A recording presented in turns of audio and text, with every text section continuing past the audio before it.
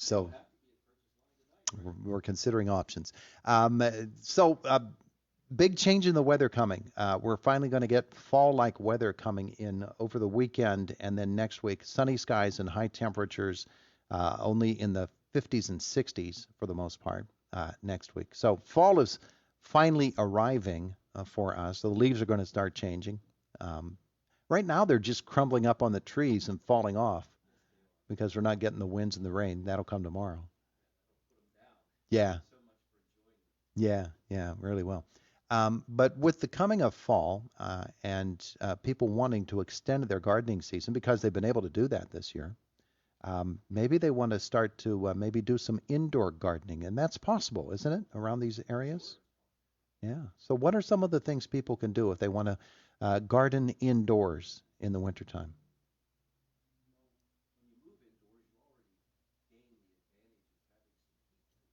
Mm-hmm. You need to manage the heat and the light and the moisture, right?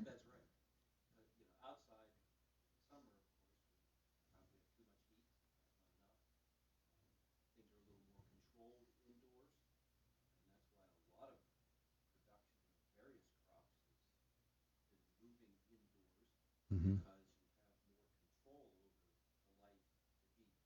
Cold, um, the humidity. Uh, it costs money to do that, of course, but being able to control that a little more than we can outdoors Mm-hmm. can be a great advantage. But the light thing is a huge deal. Even outdoor crops at this time of year are stretching, so to speak, Sure. for light Mm-hmm. because the days are shorter. Primarily, it's not that we don't have sunshine, but the days are shorter. So those crops that need that sunshine for 12 to 14 hours a day don't get it now. Mm-hmm. So we might have to supplement that. Um, but but yeah, just having an area, deciding what you want to grow, looking at the growing conditions needed for each of those crops, Mm-hmm. and then trying to provide those. Are there certain crops, and I'm thinking edible crops, are there certain edible crops that are going to be easier to grow indoors in the wintertime than others? Yeah, a lot of the shorter day things, the Lettuce and stuff like that? lettuce and things like that might only be 40, 45 days, maybe 50 days to harvest because, it shortens up that cycle. You can get more cycles in. Um, if you get tired or bored of it or something, you don't have to wait 120 days to get a crop. You don't want Hmm. to, I doubt if you want to try to grow Brussels sprouts indoors. Um, Well, they well, grow outdoors. You can't stop Brussels sprouts from growing, can you? well, the weather can. No, okay. Uh, well, and there are pests that can insects and diseases that can definitely shorten the crop cycle on those for sure Uh-huh. um, that we have around here. But Yeah. But if you consider lettuce as one that's easier to grow, but somebody says, well, my tomatoes have done so well, I just want to grow grape tomatoes or cherry tomatoes inside and just be able to pluck those off all winter long. That's going to be yeah, a little bit more difficult, but not yeah. impossible. Oh no, not impossible. Especially cherry tomatoes. Hmm. Um, you can do that in a hanging basket.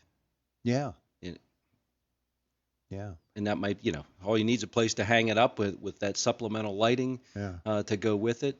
And you can plant an indeterminate variety. Hmm. And because that way, I mean, you can go either way with that. You could do a determinate variety, which is you're going to grow that plant, it'll set flowers and produce that crop in a short time frame.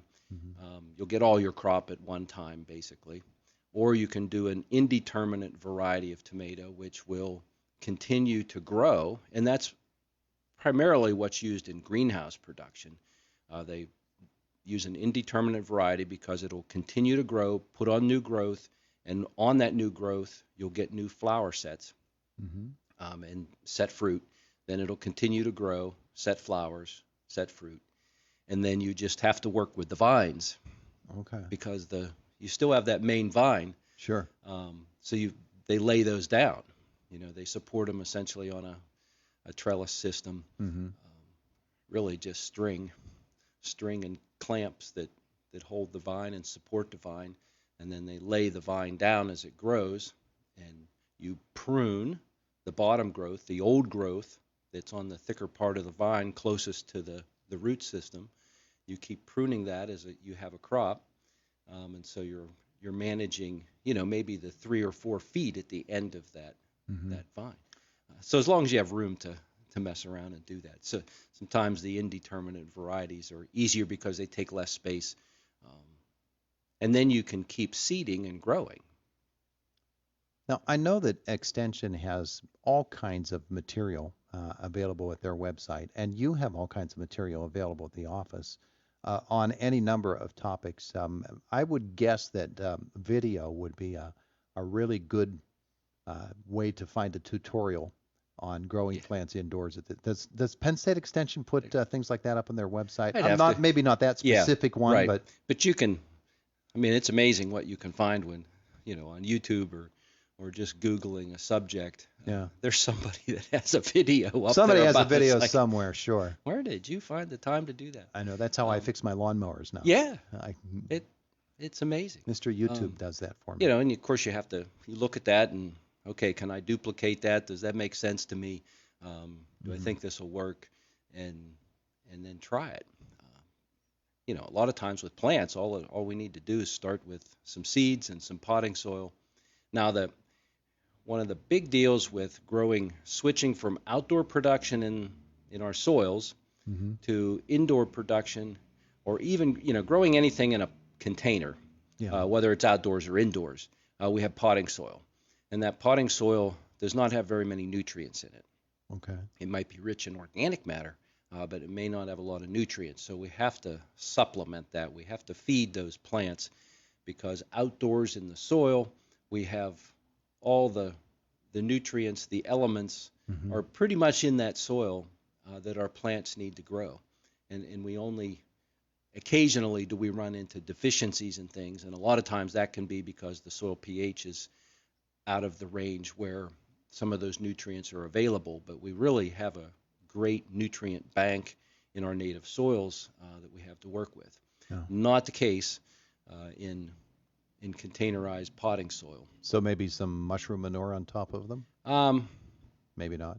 Maybe no, something better. usually you use the potting soil and then you just supplement that with a liquid fertilizer, Oh, okay. whether that comes from seaweed or some organic source, or whether it's You can say Miracle a Grow if you mind, want. right, yeah, Miracle Grow would Grow be type something. product, Yeah. or similar product like that, where either it's been a manufactured um, nutrient like nitrogen, Hmm. which is made basically from a chemical reaction with other elements to make that nitrogen, and then phosphorus is mined, potassium is a mined rock, but those are all put into fertilizers, and then there's those basic triple 10s and triple 13s and triple Yeah. 19s that we can buy in a 50-pound bag, Yeah. Um, and usually we use more of those can be diluted, of Hmm. course, mixed in water, but sometimes they can be a little hard to mix, and you got to mix a lot to get those to dissolve. Yeah. We really need those nutrients to dissolve. That's why we tend to go with a grade of fertilizer that is much finer and is labeled for Yeah. use as a liquid material because it dissolves easily. It's fine, ground fine, um, easily dissolved in water so that we can mix it up. And then when we water the plants, we fertilize them as well. You mentioned that, and it reminded me of something I found in my barn the other day. I found a bag of old 51010. I think it was 51010. And I was wondering, it's got to be 10 or 12 years old. It was all hard as a rock. It's like one big lump that I could break apart and actually use if it was something that would be beneficial to use. What can I do with that? Is it going to harm anything? Is it going to help anything? It won't harm anything. If I throw Of it in course, the woods, is it going to grow like 20, yeah, 25-foot tall banana trees in a day? as it dissolves, you can take a sledgehammer and break it up. Uh-huh. There's probably no more nitrogen left in it. Nitrogen is a nutrient, of course, that 80% of the air is nitrogen, and nitrogen changes forms from a liquid to a solid to a gas. So the nitrogen over time within that bag, as that got damp and took on moisture, Mm-hmm. then it probably, the nitrogen volatilized, but the phosphorus and potassium will still be in there. Okay. So All right. you can break that up and spread it around. Find a use for it. Yeah. All right. If you dump it out there in one big pile, it'll probably burn things, burn plant roots, Yeah. because the concentration Sure. is too high. Yeah. But I could break it up and spread it Yep. just like normal. Yep. All right. Yeah, still even put it on the garden. But that will definitely happen to a bag of fertilizer after a while. Yeah. Even though, paper outer covering, sometimes they come in plastic bags now, but paper outer covering with a plastic liner in there. But Would it be still over time they can draw moisture and then they can get hard as a rock. All right. All right. Maybe we'll talk about that further. I'm out of time for Okay, today. wow. Here's Bob Pollock at Zinc Extension Service. It's the voice of Indiana County, WCCS.